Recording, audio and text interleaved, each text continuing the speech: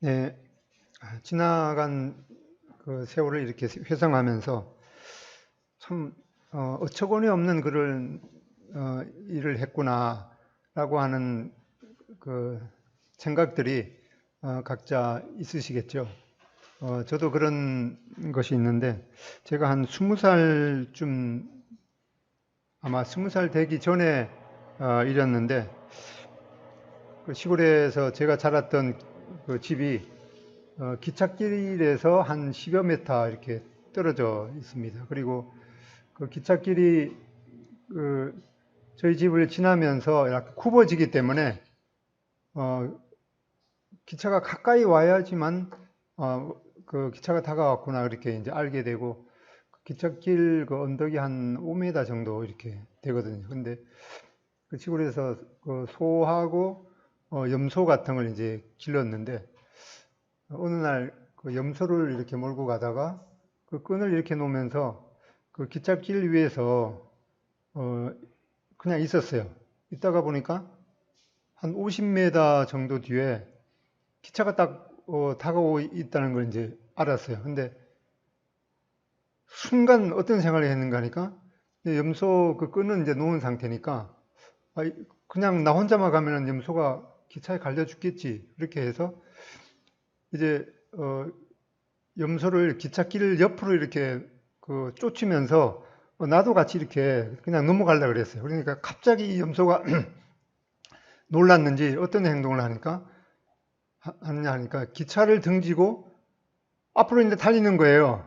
그러니까 순간 저도 그냥 따라서 달렸죠. 근데 한 조금 가다 보니까 기차가 등 뒤에 오는 느낌이 들었어요. 그래서 그냥 이제 그 몸을 90도 틀어갖고 언덕 밑으로 이렇게 확 그 몸을 던졌는데 조금 지나다 보니까 그 기차 그 브레이크 소리 아주 이제 그 브레이크를 밟은 그 기차 소리가 들리면서 기차가 섰더라고요. 그러다 보니까 기관사가 뭐라고 욕하는 소리가 막 들렸어요. 그러다가 보니 이제 기차는 이제 떠나가고 나중에 보니까 염소도 뭐 그냥 살아 있더라고요. 그러면서 왜 그렇게 어리석은 행동을 했을까 이렇게 생각해 보니까 제가 뭐 염소를 그렇게 사랑해서 그 하는 것도 아니고 근본적으로 보니까 염소가 죽으면은 우리 집의 재산이 손해가 나겠지. 그래서 결론적으로 보니까 그 물질에 대한 그 집의 그 재산에 대한 이제 그 물질에 대한 그 돈에 대한 그런 그 어리석은 집착 때문에 하마터면은 그 기차 사고로 몸이 그냥 두 동강 날 뻔했구나 하는 그런 이제 생각이 들어서 그 며칠 전에 이제 시골을 다녀왔는데 그 그때를 이제 생각이 나갖고 기차가 저기 와서 어, 그 염소에 있던 그 지점까지 몇 초 만에 오겠냐 이렇게 제가 그렇게 보니까 한 5초 정도면 오겠더라고요. 근데 제가 한 3초 정도는 달렸던 것 같아요. 그러다가 이제 그 목숨을 건져가고 지금 여기에 있는데 참 그 제 인생 가운데 가장 어리석고 또 가장 위험한 그 순간이 아니었나 이렇게 생각이 들었습니다. 그리고 오늘 그 제목이 어느 부자의 지옥에서 드리는 두 가지 기도라는 제목인데 그 어리석은 그 익숙한 그런 본문이죠. 이제 보통 이제 부자와 나사로 이야기가 나오는데 뭐 대충 이렇게 기억을 하고 계시죠. 그런데 이 지옥에 대해서 우리가 어떤 마음을 가져야 되는지 또 우리가 대부분 성도님들이 이 본문이 익숙한 수는 있지만은 또 우리 중에 이 이야기를 또 성경에서 아직 읽어보지 못한 그런 분들이 있기 때문에 이 본문을 통해서 한 부자가 지옥에서 드리는 두 가지 기도에 대해서 살펴보겠습니다. 누가복음 16장 29절로 끝절까지입니다.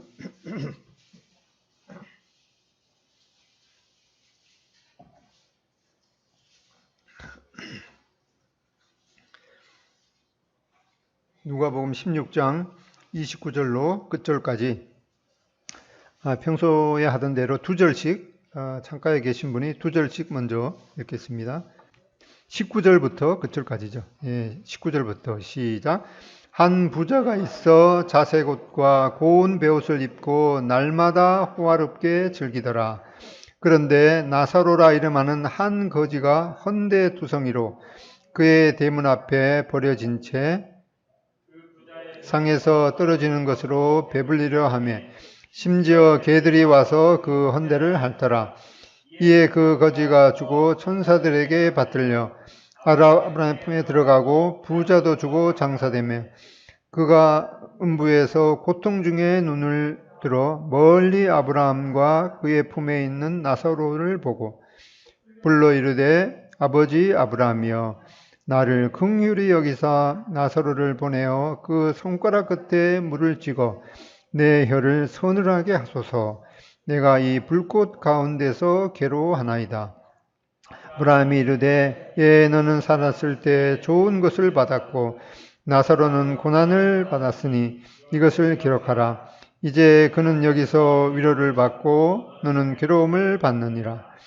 그뿐 아니라 너희와 우리 사이에 큰 구렁텅이가 놓여 있어 여기서 너희에게 건너가고자 하되 갈 수 없고 거기서 우리에게 건너올 수도 없게 하였느니라. 이르되 그러면 아버지여 구하노니 나사로를 내 아버지의 집에 보내소서. 내 형제 다섯이 있으니 그들에게 증언하게 하여 그들로 이 고통받는 곳에 오지 않게 하소서. 아브라함이 이르되 그들에게 모세와 선지자들이 있으니 그들에게 들을지니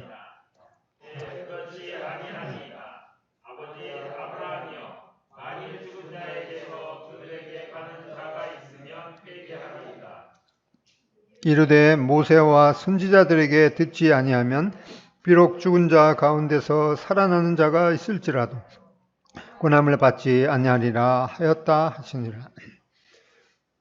여기 본문 이야기에 보면은 한 부자가 있어. 그리고 또 이 거지도 있었는데 그 거지의 이름이 나사로라고 나와 있어서 이 이야기는 실제 일화로 이해할 수가 있습니다.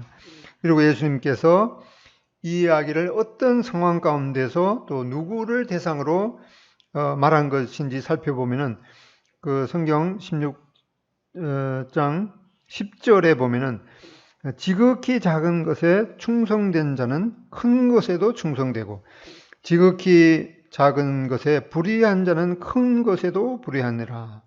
그리고 11절에 너희가 만일 불의한 재물에도 충성하지 아니하면 누가 참된 것으로 너희에게 맡기겠느냐. 여기에서 보면은 지극히 작은 것이 구체적으로 무엇을 가리키겠습니까? 성경 한번 그 읽었던 10절하고 11절에 읽어보면은 그러면 지극히 작은 것이 여기에서 구체적으로 무엇을 말하는가? 이렇게 보면은 그 10절에 지극히 작은 것에 충성된 자는 이렇게 말하고 또 11절에 이 불의한 재물에도 충성하지 아니하면 이렇게 나와 있어서 여기에 이 지극히 작은 것은 이 재물, 이 돈을 가리키는 것이죠. 그래서 사람에게 있어서는 이 돈이 가장 큰 문제일 수 있지만은 하나님의 시각에서 보면 또 영혼의 시각에서 보면은 이 돈은 이 지극히 작은 것이라는 그런 의미입니다. 이 돈보다도 이 참된 것이 더 중요하다는 그런 말이죠. 얼마 전에 세상을 떠난 이 S그룹 회장의 그 총 재산이 18조라고 그러죠. 뭐 18조가 어느 정도 되는 돈인지 이제 감이 안 오는데 그분이 세상을 떠나면서 이 돈에 대해서 무슨 생각을 했는지 참 궁금해지더라고요. 뭐 우리나라에서 가장 좋은 그 자기가 운영하는 자기 밑에 있는 그런 이제 병원이기도 하죠. 거기에 가장 좋은 그 병실에서 가장 좋은 그런 의료 서비스를 받고 있으면서도 이 뭐 몇 년 동안 거의 식물인간으로 살고 있었는데 그에게 있어서 이 18조라는 이 어마어마한 돈도 그의 그 생명에 있어서는 어떻게 할 수가 없었습니다. 그런데 예수님께서 이렇게 이 돈이 지극히 작은 것이라고 얘기하니까 사람들이 비웃죠. 돈이 가장 작은 것이라니 그게 말이 되느냐. 이렇게 그 14절에 보면은 바리새인들은 돈을 좋아하는지라. 예수님의 이 말씀을 듣고 비웃었다고 말씀하고 있습니다. 이런 상황 가운데서 예수님께서 특별히 이 둘러선 이 바리새인과 서기관들 그리고 예수님을 대적하는 그런 사람들을 향해서 이 말씀을 하셨습니다. 여기에 우리가 읽었던 이 이야기는 이 지옥에 간 자가 실제로 어떤 고통 가운데 있으며 또 그곳에서 이 지옥에서 어떤 생각을 하고 또 어떤 감정을 느끼고 또 어떤 말을 하게 되는지 이 성경에서 유일하게 알려주는 내용이기도 합니다. 방금 읽었듯이 이 한 부자가 있었다. 이렇게 그의 실제 일화가 소개되고 있습니다. 그는 이 자색 옷을 입고 또 고운 베옷을 입고 날마다 호화롭게 즐겼다. 이렇게 말하고 있습니다. 당시에 이 자색 옷은 이 옷감 중에서 보통 이제 자색 그 물감을 구하기가 상당히 어렵기 때문에 보통 이 조개를 채취해서 그 조개 분빌물과 또 조개를 갈아서 이 자색 물감을 구하기 때문에 보통 이 왕들이 입는 옷이 자색 옷이죠.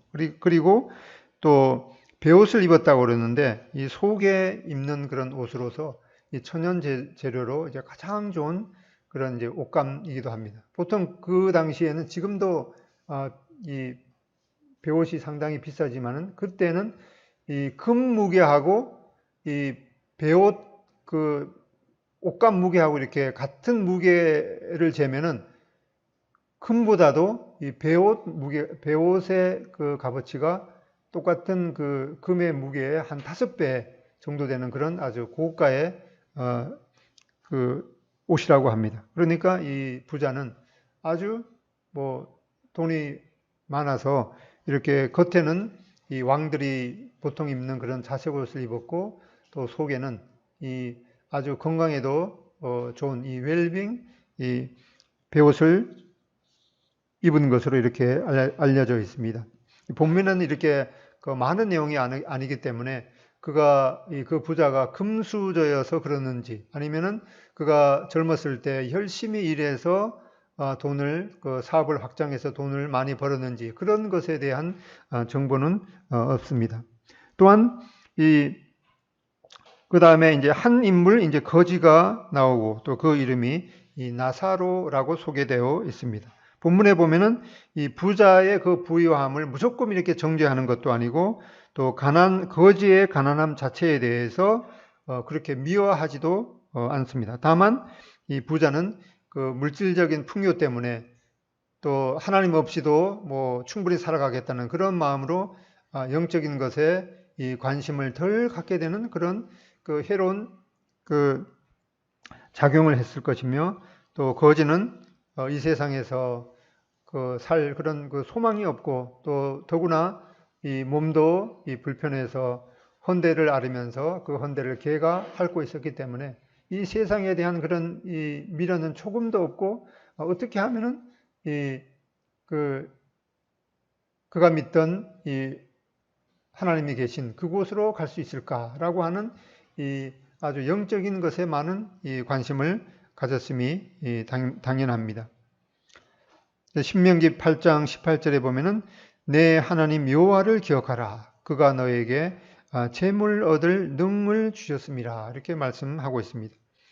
어떤 부자는 이 하나님께서 그에게 재물 얻는 능력을 주셔서 또 그것을 잘 활용해서 또 더 많은 재물을 얻고 또 그로 인해서 하나님 앞에 더 감사하고 하나님을 영광을 위해서 잘 사용하는 그런 분들도 있을 것입니다.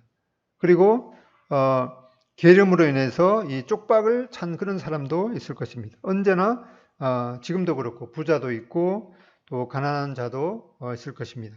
또 잠언 22장 2절에 보면은 가난한 자와 부한 자가 함께 설거니와 그 모두를 지으신 이는 하나님이시라. 이렇게 말씀하고 있습니다.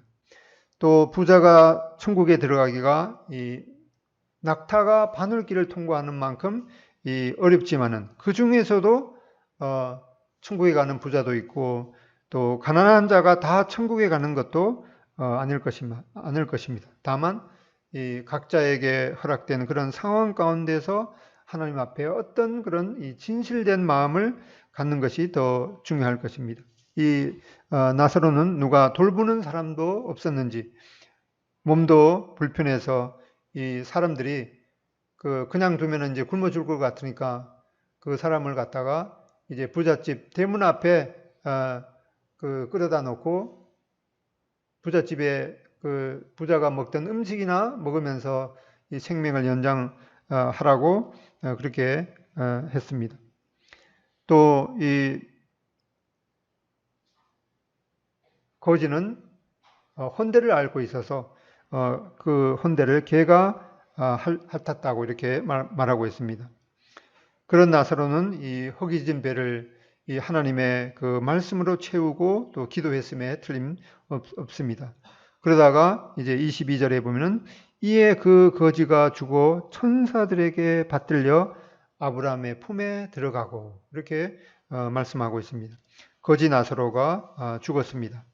당시에 이 거지는 헌대도 앓고 있었고 또 부잣집 그 대문에서 그냥 뭐 자고 말하자면 이제 뭐라 그러죠? 길거리에서 자는 사람 뭐라 그러지? 예? 노숙자. 그 단어가 생각이 안 나요. 노숙자였기 때문에 그 위생도 이제 불결한 그런 상태로 죽었습니다.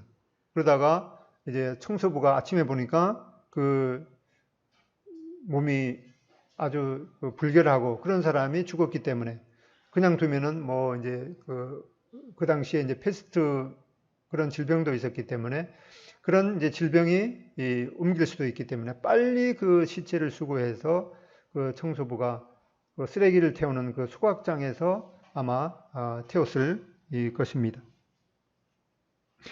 그 나사로는 이렇게 그의 육체가 이 화장을 당했지만은 성경은 나사로가 이 천사들에게 받들려 아브라함의 품에 들어갔다 이렇게 말하고 있습니다.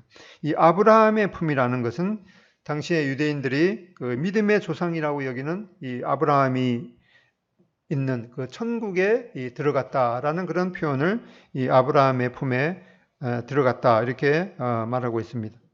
저희 그 이모부님이 계셨는데 이모부님이 한 20년 전쯤에 하나님을 믿는 것을 이제 완강하게 거부하다가 그 이제 자녀들이 그 이모부님을 이제 아버지 저희가 그 효도 관광을 시켜 드릴 테니까 그냥 이제 가시기만 하면 된다고 그렇게 해서 이제 기분 좋게 갔는데 가서 보니까 그게 효도 뭐 관광이 맞기는 맞는데 원래 목적은 이제 효도 전도 캠프로 아주 산속 깊이 들어가서 보니까 이제 자기 또래 뭐 처음 보는 사람들 그런 분들이 이제 모여 있는 곳이니까 이제 속았다 싶어 갖고 이제 당장 이제 집으로 가려고 그러니까 산속에 있는 그 콘도였으니까 이러지도 못하고 저러지도 못하고 이제 내일 이제 날이 밝으면은 아침에 어떻게 해서든 이제 그냥 집으로 가야겠다. 그런데 그 다음날 이제 비가 왔답니다.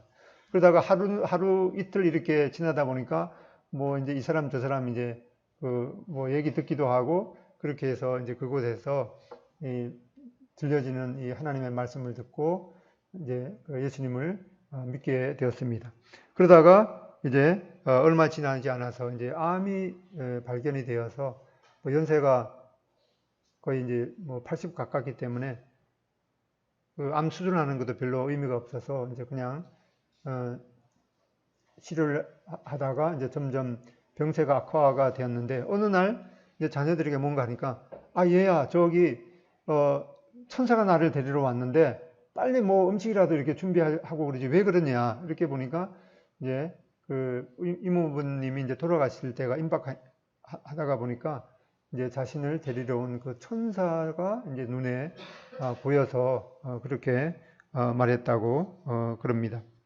여기 그 나사로도 보면은 그의 몸은 이 땅에서 비록 이 쓰레기 소각장에서 화장을 당했지만은 그의 영혼은 천사들에게 받들려서 믿음의 조상 아브라함이 있는 그 천국에 들어갔다라고 분명하게 말하고 있습니다. 여기 이제 22절 후반에 보면은 이 부자도 죽어서 장사가 되었다 이렇게 말하고 있습니다. 이 거지 나사로는 장사되었다는 말을 쓰지 않고 있죠. 사실상 이제 여기 본문에 나와 있지 않지만 그 당시의 상황을 보면은 이 거지 나사로는 쓰레기와 함께 소각장에서 이제 화장을 당했지만은 여기 부자도 아무리 돈이 많아도 그 죽음을 피할 수가 없었습니다.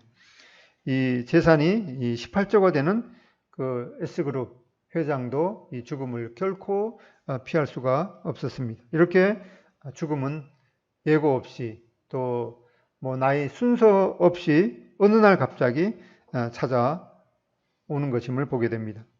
1925년 이 노벨 문학상을 수상한 이 조지 버나드 쇼라는 사람이 자신의 그 묘비명에다가 뭐라고 적은가 하니까 우물쭈물 하다가 내 이럴 줄 알았다.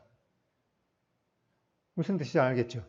그러니까 이 죽음에 대해서 뭐 별로 생각지도 않고 우물쭈물 하다가 보니까 자기가 죽었다 이런 것을 자기 묘의 그 비석에다가 기록을 이제 하라고 했다고 그럽니다. 근데 이 노벨 그 문학가답게 그 영어가 영어 표현 이제 모국어이기도 하지만 영어 표현이 약간 이제 애매하기 때문에 그 정확한 뜻은 그 약간 뭐 조금 다르게 그 해석이 될 수 있지만은 근본적인 뜻은 우물쭈물 하다가 내가 이 무덤에 들어올 줄 알았다. 우물쭈물 하다가 내 이럴 줄 알았다. 라고 기록을 했다고 그럽니다.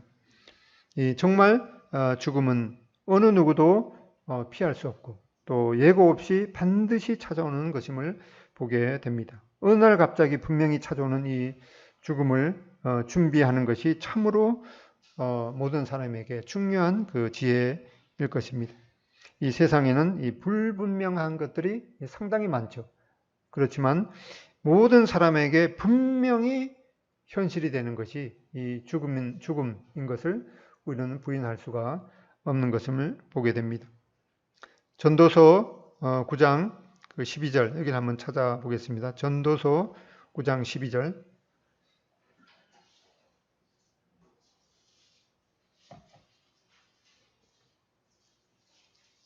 찾으셨으면 다 같이 읽어보겠습니다. 전도서 9장 12절 시작.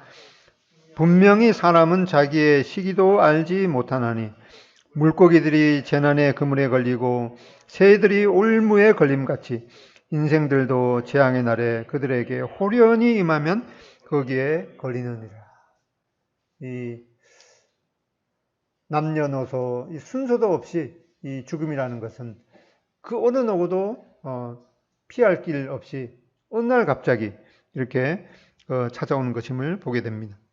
부자는 거지와는 달리 이렇게 화려한 장례식을 치렀을 것입니다. 죽음이 이 모든 것의 끝인 줄 알았는데 다시 그 누가복음 16장에 돌아와 보면은 16장 23절에 이 죽음 후에 이 부자는 그가 이 음부에 와 있다는 것을 알게 되었습니다.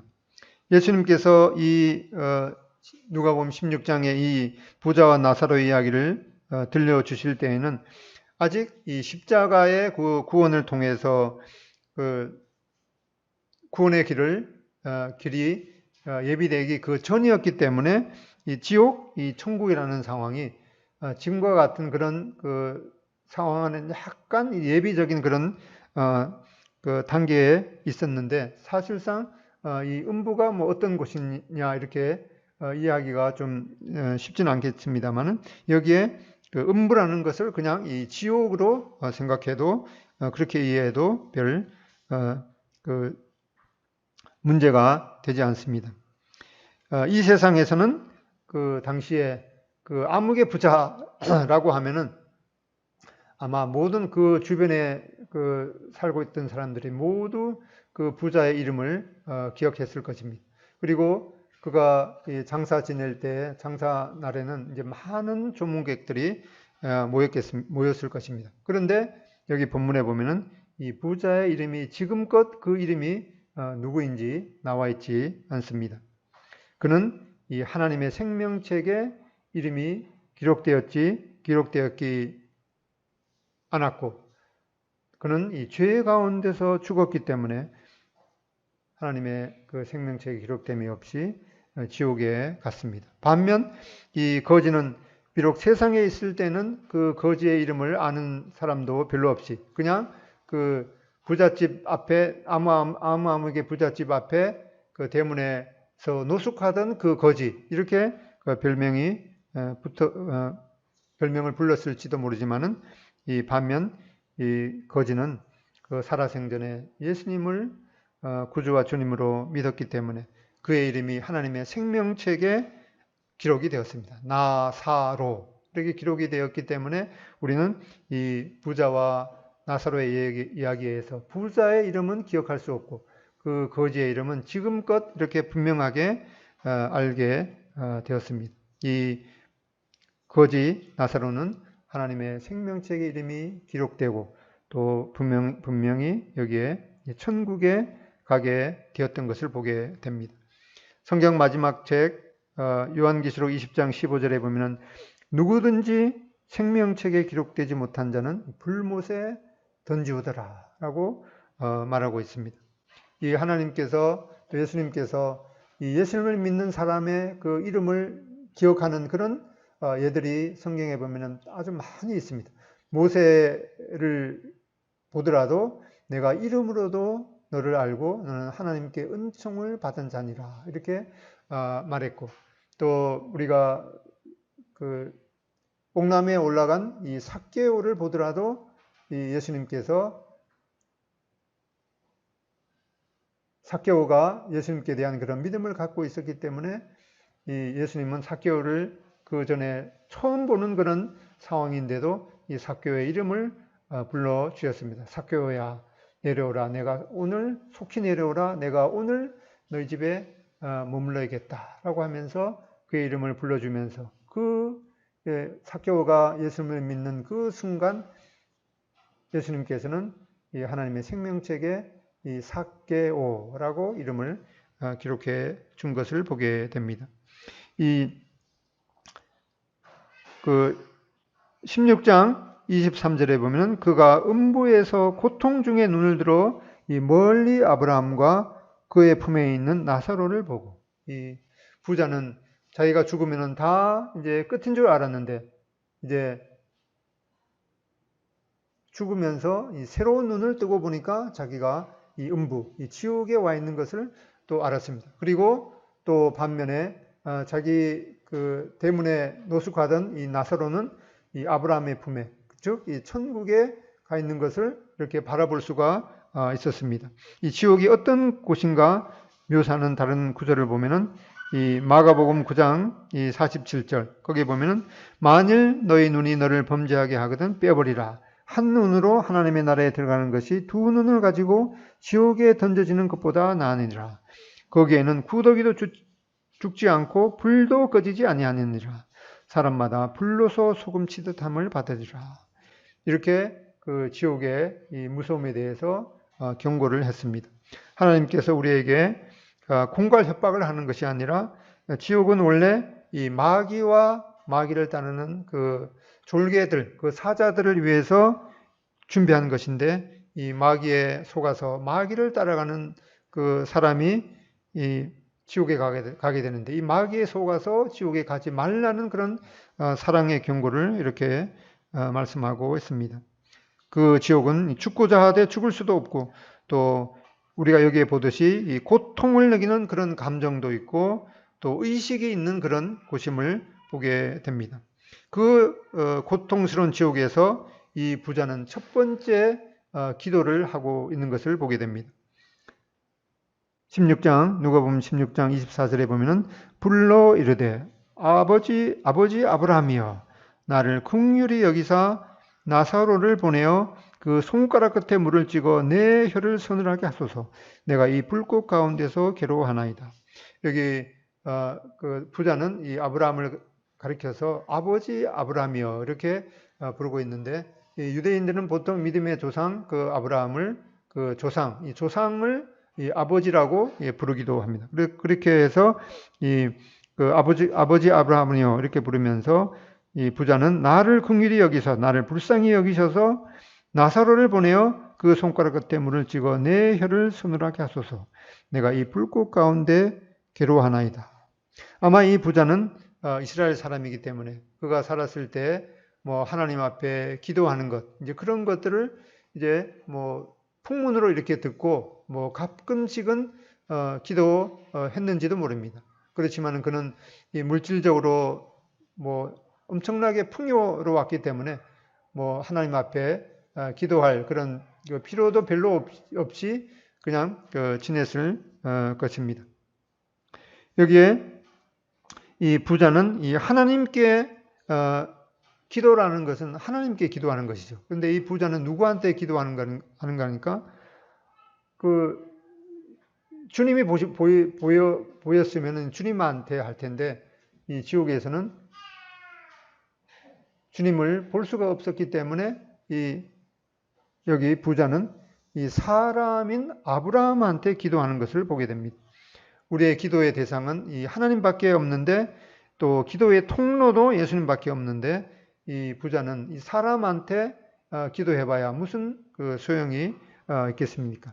그리고 이 부자가 드리는 그런 기도의 내용을 보면 정말 애처롭기 그지없습니다. 이 부자는 이 지옥 불꽃 가운데서 고통스러워하면서 보통은 그렇게 기도하겠죠. 나한테 제발 물 한 모금이라도 주었으면 좋겠다. 그렇게 그 요청을 할 텐데, 이 부자는 이 나사로를 보내서 물 한 모금이 아니라 그 나사로의 손가락에 물을 찍어서 자기 혀를 목을 죽이는 것은 고사하고 내 혀나 좀 서늘하게 해 주었으면 좋겠다. 이렇게 기도하는 것을 보게 됩니다.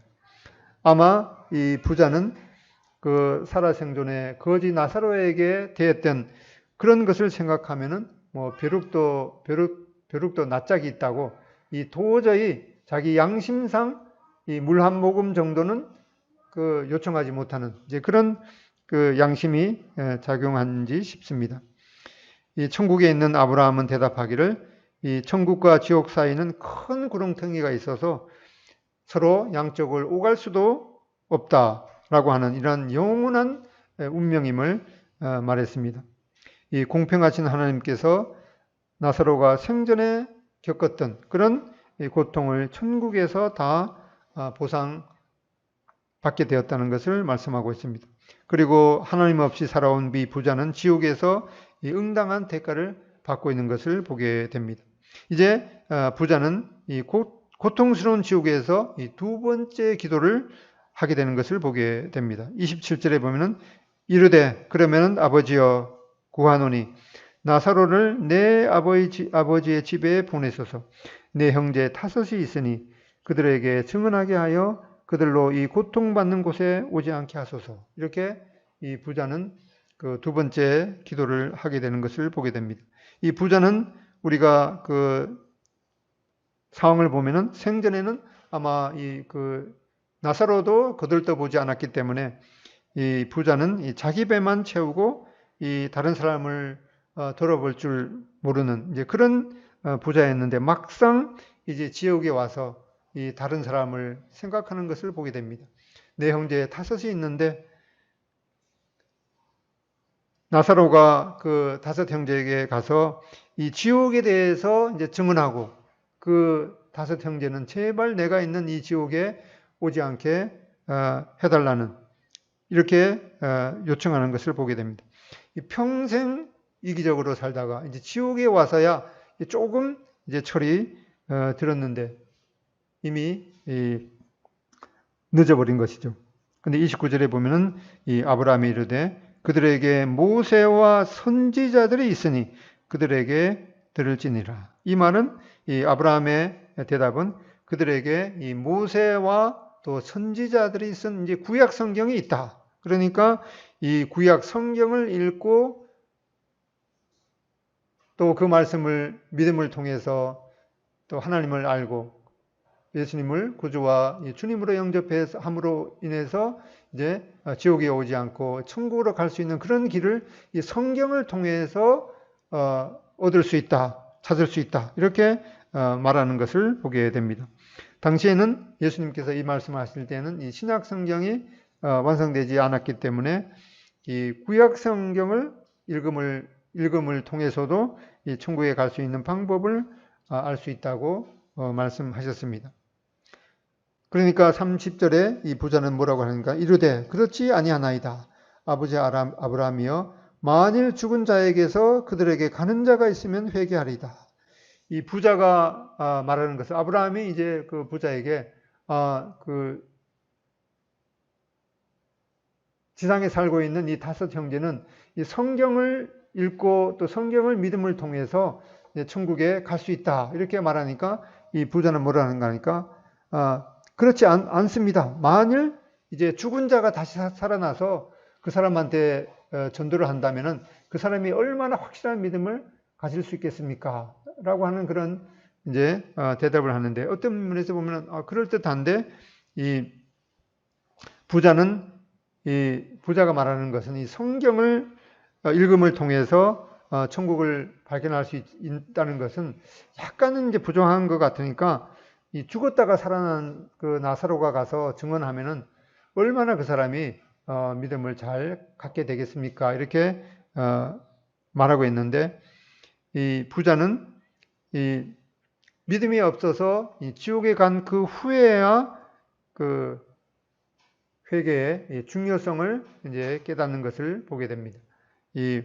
그 부자는 나사로를 보내서 그 죽었던 나사로를 보내서 그 5 형제에게 증언하면은 그들이 분명하게 회개하고 예수님을 믿을 것 같습니다. 이렇게 얘기했는데 이 회개라는 것은 이 하나님 없이 자기 생각대로 자기가 자기 인생의 주인이 되어서 이제 그 살아왔던 그런 잘못된 삶을 이제 돌이키고 하나님께로 돌아서는 것이 바로 이 회개의 참된 의미겠죠.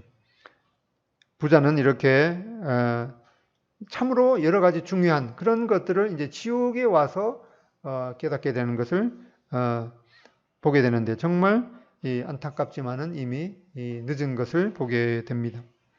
31절에 다시 한번 읽고 있습니다. 이르되 모세와 선지자들에게 듣지 아니하면 비록 죽은 자 가운데서 살아나는 자가 있을지라도 고난을 받지 아니하리라 하였다 하시니라. 이 말은 이 모세와 선지자들에게 듣지 아니하면, 즉 이 모세와 선지자들이 기록한 특별히 구약 성경, 지금으로 말하면은 이 신구약 이 성경을 통해서 하나님을 발견하지 그 성경을 믿고 하나님을 발견하지 못하면은 어떠한 기적을 통해서도 그가 하나님을 알 수 없다는 그런 말이기도 합니다. 아무리 그 죽었던 사람이 다시 살아나서 내가 천국에 죽었다가 천국에 가서 보니까 정말 그곳에 하나님이 계시고 이 성경에서 말하는 이 천국이 정말 사실이더라 이렇게 말해도 이 믿지 않는다는 그런 것을 증거하고 있습니다.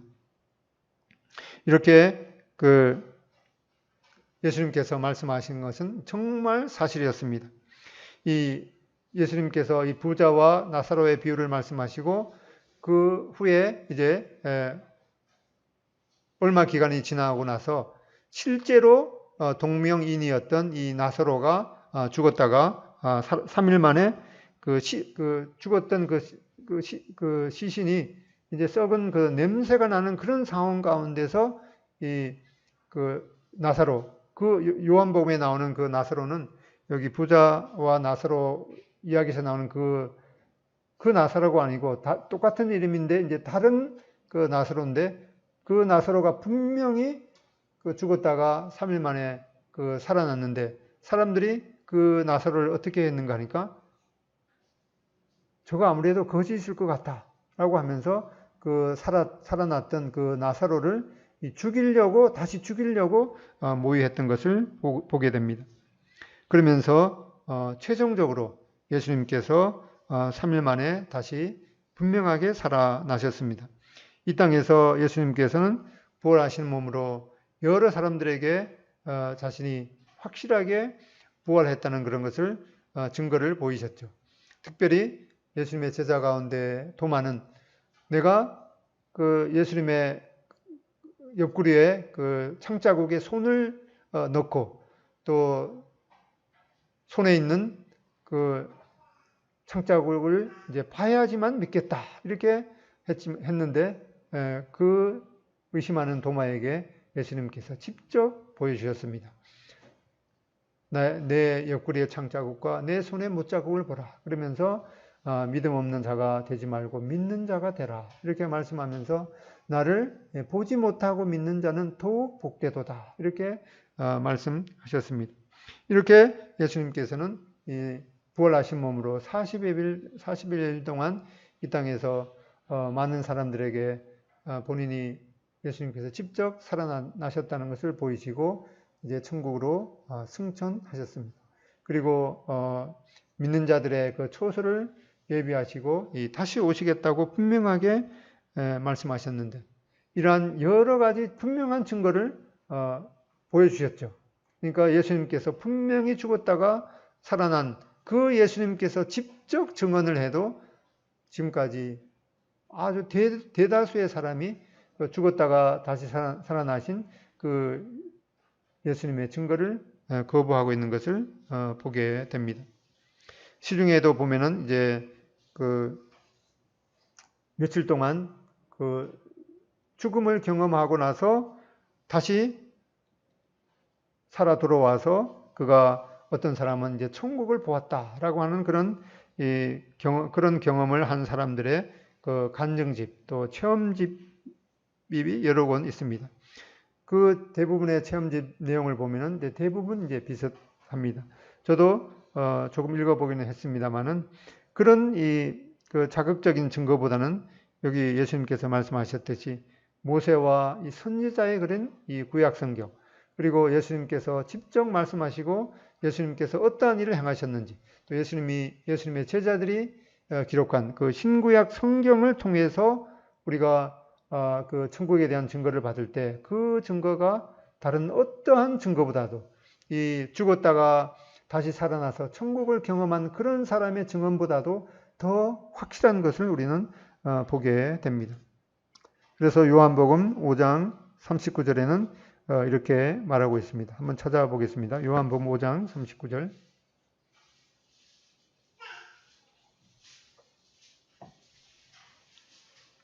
(5장 39절) 다 같이 한번 읽어보겠습니다. 요한복음 5장 39절 시작. 너희가 성경에서 영생을 얻는 줄 생각하고 성경을 연구하거니와 이 성경이 곧 내게 대하여 증언한 것이로다.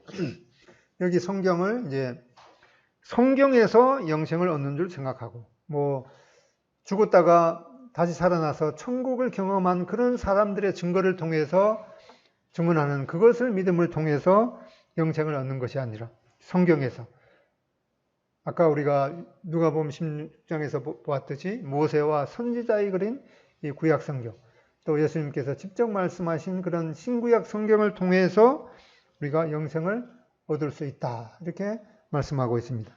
그리고 이 성경을 연구한다 이런 말은 너무 거창하게 이 성경을 연구한다는 것이 아니라 그 연구한다는 말은 성경의 내용을 자세하게 살피고 또 자세하게 읽고 살피는 것이 바로 연구하는 것이죠.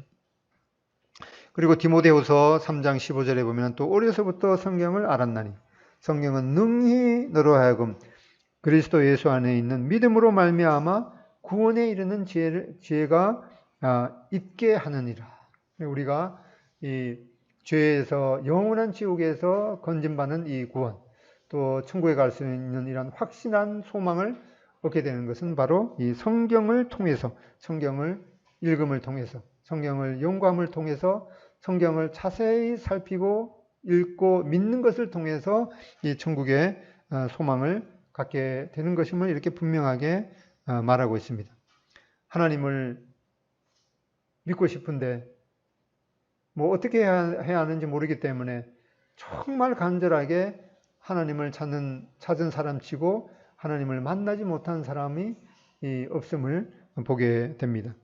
성경 예레미야 29장 11절 찾아보겠습니다. 예레미야 29장 11절 13절까지 읽어보겠습니다. 시작.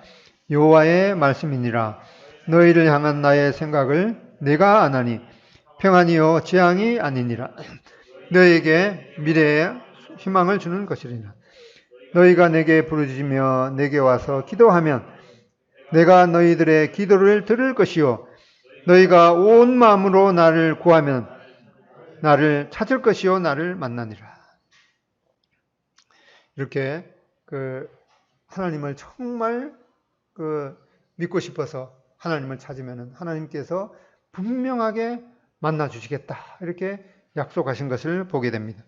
반면에 이 하나님이 계신 것을 분명히 알고도 이 고의적으로 대적하는 자들의 그 대가는 하나님께서 분명하게 또 응분의 대가를 치르는 것을 보게 됩니다.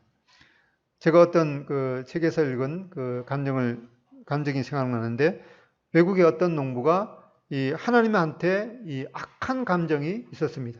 그래서 이 화가 나서 자기가 갖고 있던 이 엽총을 가지고 뭐라고 하는가 하니까 하나님을 내가 쏴 죽이겠다 그러면서 하늘을 향해서 그 엽총의 방아쇠를 당겼습니다. 근데 얼마 지나지 않아서 자기가 쏜 그 엽총의 총알이 하늘 위로 올라갔다가 자기 머리로 떨어져서 죽었다는 그런 실화를 보게 될 때 정말 하나님은 이 만월이 여길 그런 대상이 아니고 하나님께서 분명히 계신 것을 자기 마음에 조금이라도 안다고 하면 그 하나님을 분명하게 찾고 또 그 하나님 앞에 우리가 무릎을 꿇고 경배해야 되는 그런 대상임을 우리는 분명히 알아야겠습니다.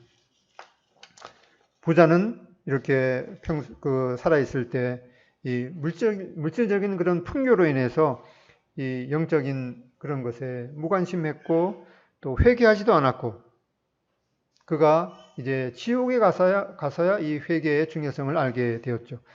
또 하나님의 생명책에 그의 이름이 기록되지도 않았기 때문에 지금도 우리는 그 부자의 이름을 알 수가 없습니다.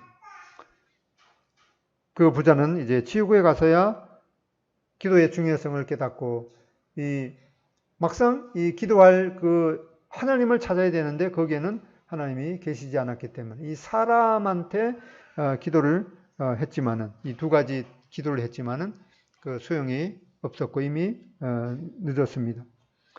이렇게 부자는 지옥에서 회개의 중요성도 이 지옥에 가서야 깨닫고 또 전도의 중요성도 누가 가르쳐 준 것도 아닌데 이 지옥에 가서야 이 전도의 중요성을 깨달았습니다.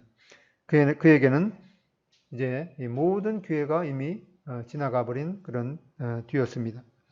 하지만 우리가 지금 이 말씀을 듣고 있는 우리 모두에게는 아직 희망이 있습니다.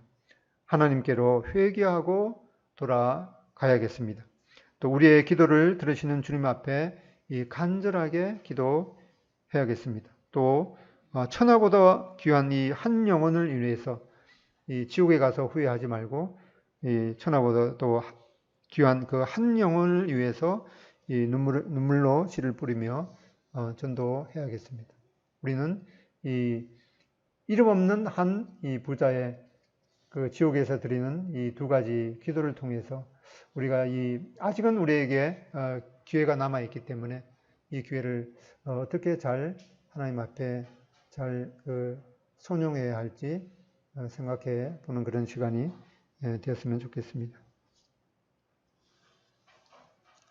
기도하고 마치겠습니다. 아버지 하나님, 주님께서 이 부자와 나사로의 그런 일화를 통해서 저희들에게 여러 가지 중요한 그런 것들을 가르쳐 주셔서 감사를 드립니다. 부자는 그 지옥에 가서야 이 회개의 중요성을 깨닫고 또 심지어 그가 믿지 않고 하나님을 믿지 않고 지옥에 갔지만은 이 전도의 중요성을 그 지옥에서 깨닫고 아직 세상에 살고 있는 그 5 형제들이 제발 자기가 있는 그 지옥에 오지 않게 해달라는 그런 또 기도를 했던 것을 보게 됩니다.